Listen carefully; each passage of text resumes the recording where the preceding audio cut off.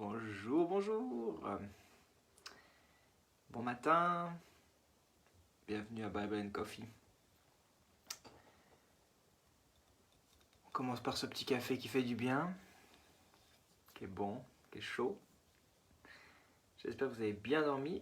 Alors, cette fois-ci, je peux dire que j'ai mieux dormi, donc je suis reconnaissant. Damaris aussi.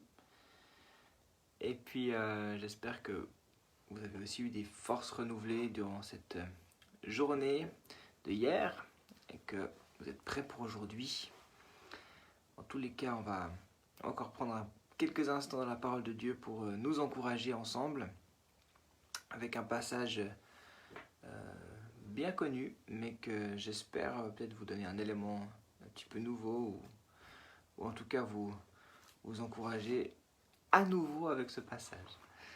Voilà. Et bonjour Anne-Claude, bonjour Jean-Philippe, bonjour les Brossins. Ça fait plaisir d'être avec vous. C'est sûr que j'aimerais bien vous voir, hein.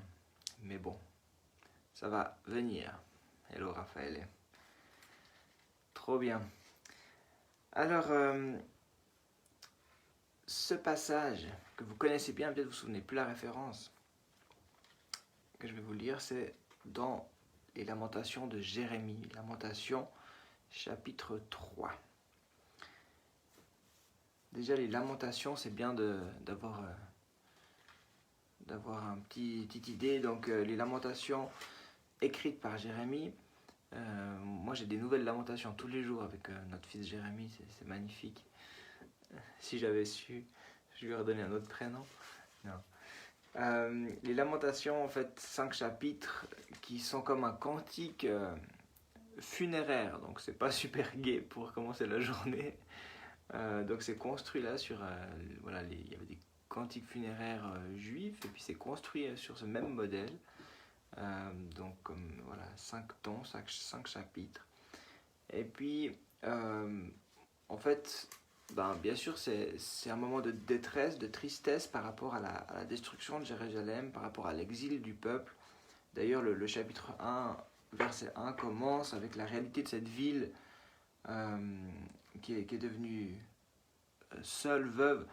C'est une image qu'on pourrait un tout petit peu imaginer quand d'un coup vous êtes promené dans un moment de confinement, là, dans ces villes où il n'y avait plus d'animation, c'est mort.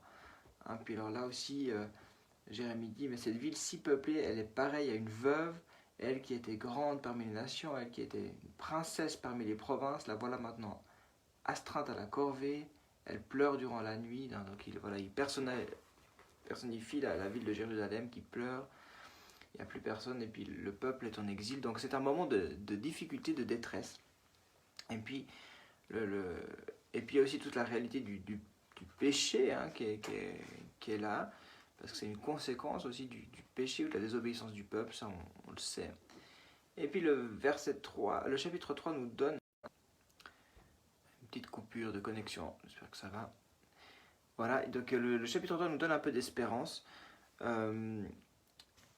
Et au verset 17, enfin avant l'espérance, il y a encore ce constat difficile. Au verset 17 du chapitre 3, Jérémie va dire « Tu m'as enlevé la paix, j'ai oublié ce qu'est le bonheur. » Donc je ne sais pas si vous imaginez l'état de son cœur à ce moment-là. J'ai plus la paix, je ne sais même plus ce que c'est le bonheur, quoi. C'est vraiment dur d'imaginer vivre quelque chose comme ça. Et puis il dit encore, je n'ai plus d'avenir, je n'ai plus d'espérance en l'éternel. Donc c'est comme si c'est bouché, il ne voit plus rien, j'ai plus d'avenir, quoi. Et peut-être qu'il y a des gens qui sont comme ça, même dans ce moment qu'on vit, c'est comme s'ils n'ont plus d'avenir. Toutes les perspectives qu'ils avaient sont arrêtées, c'est terminé. Là, tu dis, waouh, j'ai plus d'avenir. C'est très fort. Et puis, en fait, il fait ce choix, puis c'est ça qui me parle beaucoup, au verset 21. Et puis, voilà, c'est ce passage qu'on connaît bien, chapitre 3, verset 21. Voici ce que je veux méditer pour garder espoir. Voici ce que je veux repasser dans mon cœur pour garder espoir. Et ça me plaît. Il choisit, il y a un choix. Je veux méditer ça, je veux. Et là, il y a une question pour nous. Mais qu'est-ce que moi, je veux méditer pour garder espoir? Qu'est-ce que je veux repasser dans mon cœur pour garder espoir? Hein, parce que parfois on repasse toutes les difficultés, on repasse tout ce qui est négatif, on réentend les mêmes messages je sais pas, des médias, des commentaires à droite, à gauche, qui sont toujours négatifs, négatifs, négatifs. Il y a un choix à faire, mais qu'est-ce que je veux, moi, repasser dans mon cœur pour garder espoir? Et puis, Jérémie va dire ceci, donc ce que je veux méditer pour garder espoir, c'est que les bontés de l'Éternel ne sont pas épuisées, ses compassions ne prennent pas fin, elles se renouvellent chaque matin, que ta fidélité est grande. Et puis il continue au verset 24 avec une déclaration, ça c'est aussi très important, c'est comme de nouveau, ça fait partie de ce choix de déclarer avec, c'est comme de dire avec autorité, de déclarer la vérité, de déclarer les promesses de Dieu sur nos vies, sur nos situations. Puis il dit voilà ce que je veux, voilà ce que je déclare, l'Éternel est mon bien, c'est pourquoi je veux m'attendre à lui.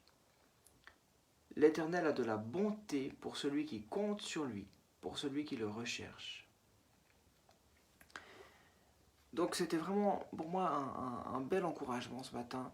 Dire, bon, alors on a cette réalité que les bontés de l'Éternel, elles ne sont pas à leur terme, elles ne sont pas épuisées, elles se renouvellent chaque matin et c'est inépuisable. Les bontés de Dieu sont inépuisables. Et là, on fait aussi face, donc nous on peut prendre par rapport à notre contexte aujourd'hui, par rapport à ce que vous vivez. Moi je ne sais pas exactement ce que vous vivez, au-delà du contexte général que je connais et que je vis avec vous, mais il y a peut-être des choses dans votre propre vie où vous avez perdu espoir. Et puis là, il y a cette parole qui dit, mais mes bontés pour toi ne sont pas épuisées, elles ne sont pas à leur terme, elles se renouvellent chaque matin.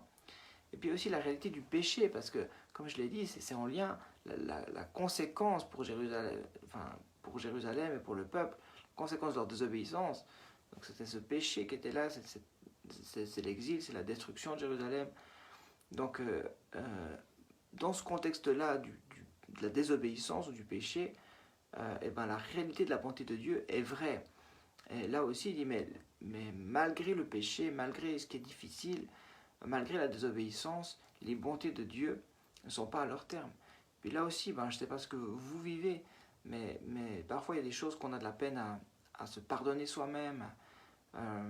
Et puis de pouvoir dire, mais en fait, puis c'est comme si notre vie est finie, on a fait une erreur, et puis c'est comme si tout s'arrête, et j'ai plus d'espoir, j'ai plus d'avenir, non, c'est foutu. Non, les bontés de Dieu, elles se renouvellent. Il y a la grâce de Dieu qui est là pour nous, aujourd'hui en Jésus-Christ. Donc c'est possible de reconstruire à nouveau.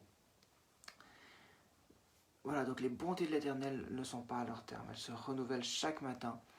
Alors, en ce début de journée, c'est bon de se repasser ces vérités-là, de dire, oui, ce matin encore, les bontés de l'Éternel, elles se renouvellent pour ma vie, elles se renouvellent pour ma famille, elles se renouvellent pour mes enfants, elles se renouvellent sur mon lieu de travail.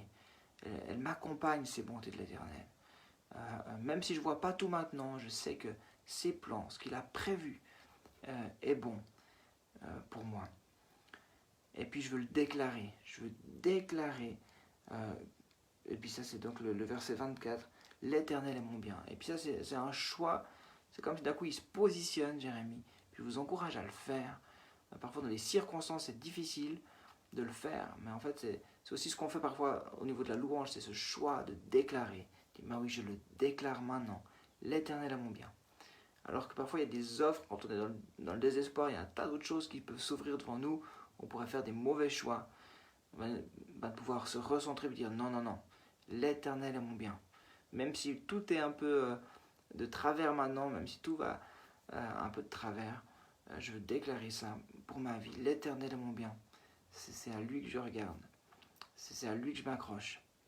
Et je vous encourage à vous accrocher à Jésus. Et puis on retrouve cette constante qui est présente dans toute la parole finalement. L'Éternel a de la bonté pour celui qui compte sur lui, pour celui qui le recherche. Donc il y a toujours ce choix ou l'importance de compter sur lui, de choisir de le rechercher.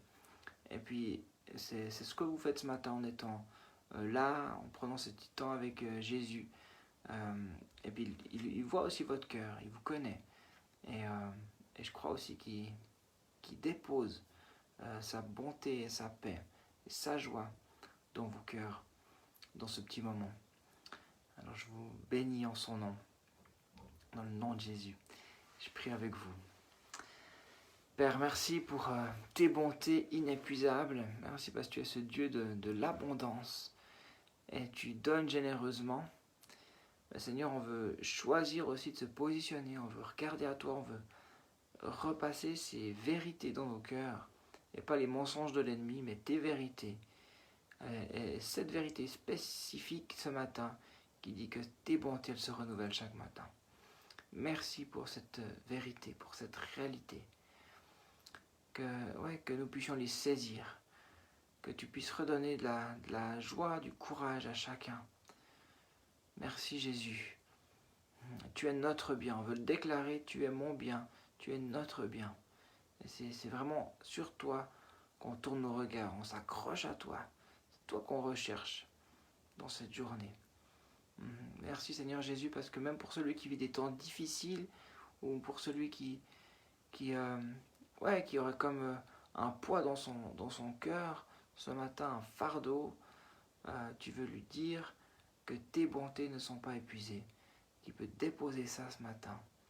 Il n'y a rien, c'est pas terminé. Il y a un avenir, il y a de l'espérance pour chacun, encore aujourd'hui. Alors gloire à toi mon Dieu, merci. Amen. Amen, amen.